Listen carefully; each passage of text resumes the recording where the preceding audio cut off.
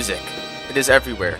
We listen to it during our daily commutes, when we work out, when we are sad, while studying. We hear it in retail stores, on the street, at actual concerts. It comes from our phones, radios, instruments, bodies, voices, movies, shows, stage performances, video games, video essays. The point is, music is a massive phenomenon. But where did it come from? The origin of music is unknown, as it occurred before written history was a thing, but scientists do have good theories and estimates. The first instrument was most likely the human voice, but eventually instruments made of animal bones started to be created around 50,000 years ago. Early on, music began to evolve and became prevalent among civilizations in places such as Persia, Greece, and Sri Lanka. Later, music became a staple among cultures, and as time went on, music changed throughout each major era in history until it eventually became the wonderful thing it is today. But seriously, music has grown into such a gigantic, universal concept to the point where it feels like a worldwide necessity. And maybe because it is. There are certain aspects to living that are absolutely crucial. To start, all humans require oxygen, food, and water to survive. There are also things that make our lives more comfortable and are considered necessities, such as companionship, shelter, clothes, and many other things. But then there are those more recreational concepts created to enrich our lives through emotional fulfillment, such as art, theater, sports, films, and most importantly, music. I say most importantly because out of all of those things, music is the one that is part of everyone's lives no matter your race, gender, age, or economic status. It is the one thing everyone enjoys. By default, without trying or making it a priority, music is in our daily lives. But why is that? There must be a reason as to why music is as infinite as it is, and why it is so important to us. So in this video, we're going to look at 3 ways music is involved in our lives, such as 1. Music provides us an escape from reality. 2. Music fulfills our need for creativity and invention.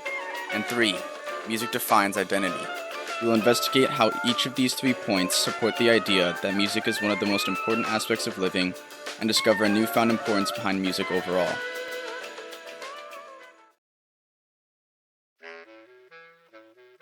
Music as a concept seems quite simple.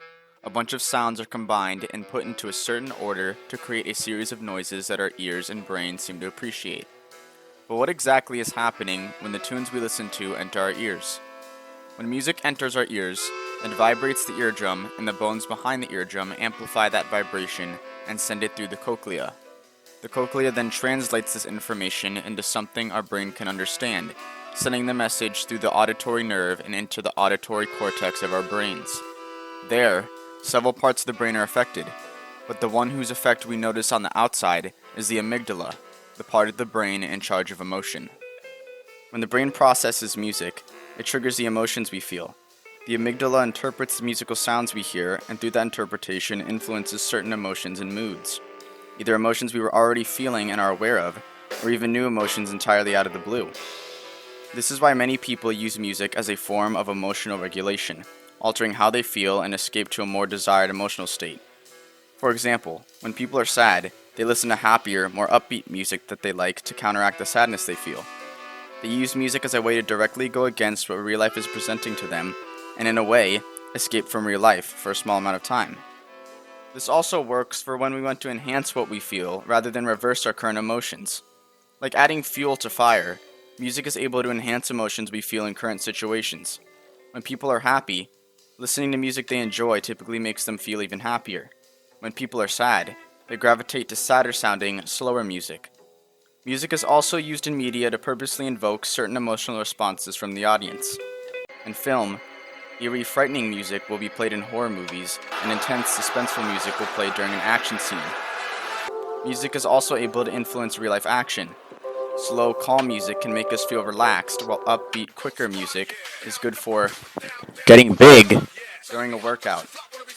When music is involved in situations like these, it completely changes and even amplifies an audience's emotional response. We've all experienced this in our lives multiple times, but for some people, music can have a larger, longer lasting effect on them. Many people try to use music not as a way of enhancing or changing their current emotions, but as a way of altering them forever. Music can be used as a medium of curing the issues of those in need. Many people, especially those that listen to music very often or those that make music themselves, have used music as a form of treatment for something majorly negative in their lives. Many musicians have taken control of the emotions that music causes and have created new ones for themselves to feel by making music. Music therapy, for example, is a form of therapy in which a client creates, sings, plays along to, or listens to music in order to address emotional, cognitive, and social needs. People in distress use music to help issues that at first glance seem bigger than the emotional power of music. Music therapy is not limited to only common people.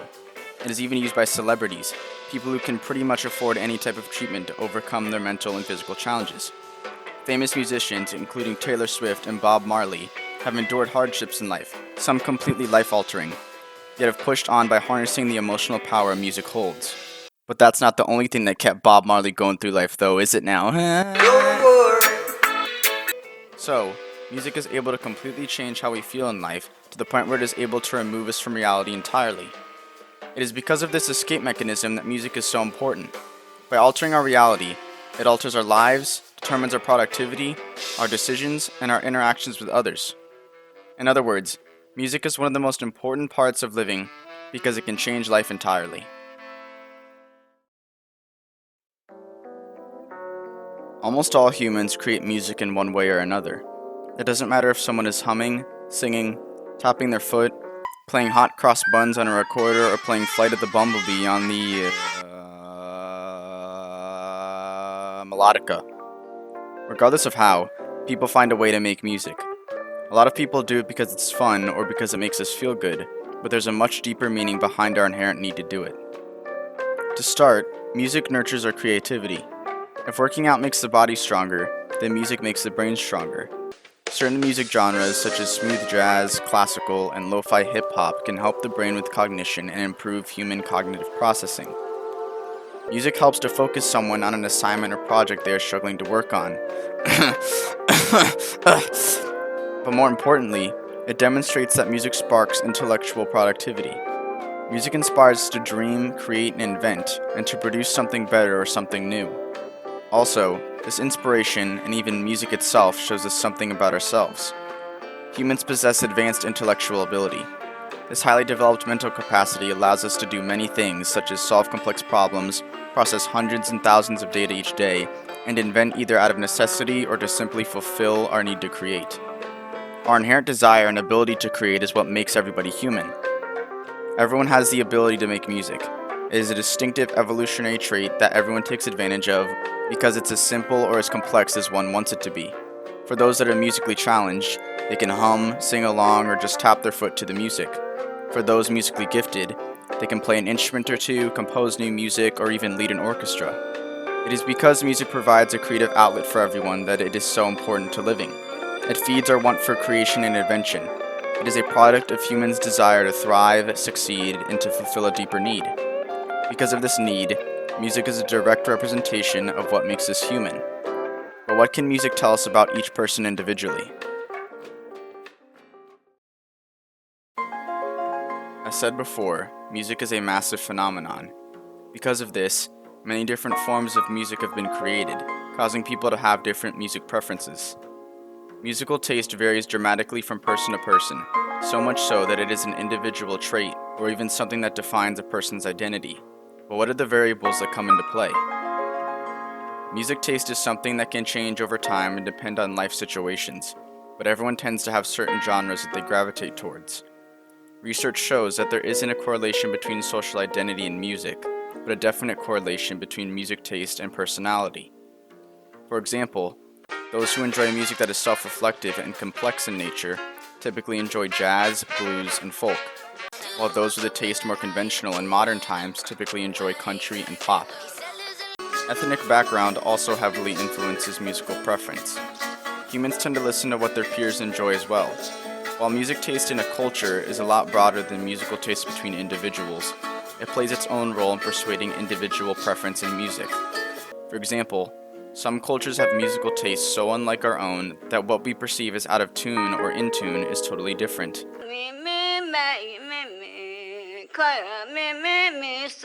To the tribes living in the Amazon, this is in tune. However, some singers are out of tune regardless of where we're from. How you doing, sir? Yep. Have you seen the show?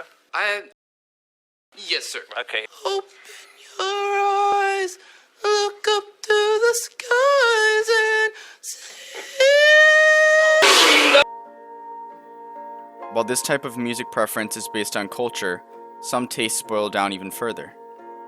As all people live life, memories are formed of past events, which includes the music we listened to and enjoyed. Memories can become associated with certain songs or genres of music. Research shows that memories and emotions attached to music can last longer than other forms of memory. This is because memories with a connection or association activate more parts of the brain. This is also why certain songs can feel so incredibly nostalgic.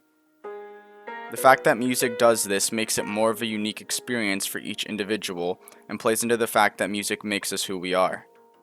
So, musical taste varies between each person based on their personality, background, and memories.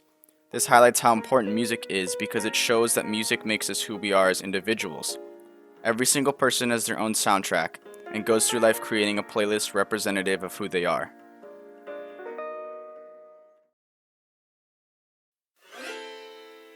Music is one of the most important aspects of our lives because it acts as an escape from real life, satisfies our desire to create and invent, and defines our identity.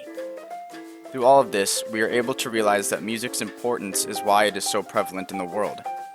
It's universally appealing since it provides an escape from the world and is easily and quickly able to affect our emotions. It uniquely separates humans from other life forms because it not only demonstrates our ability to create, but also satisfies our inherent need to create in the first place. It represents each individual person in the form of musical preference. Music's prevalence in the world and striking similarities despite it being so diverse serves as a perfect example of how humans aren't so different after all. Music is truly the only universal language. It provides a common foundation for everyone that encourages collaboration and unity. Just like other things that humans need and unanimously created, music has become a staple in every society. It is through similarities such as these that the world could eventually see how close we really are. Because after all, we may have our own playlists and be part of different orchestras, but each and every one of us came from the same animal bone flute playing cave people tens of thousands of years ago.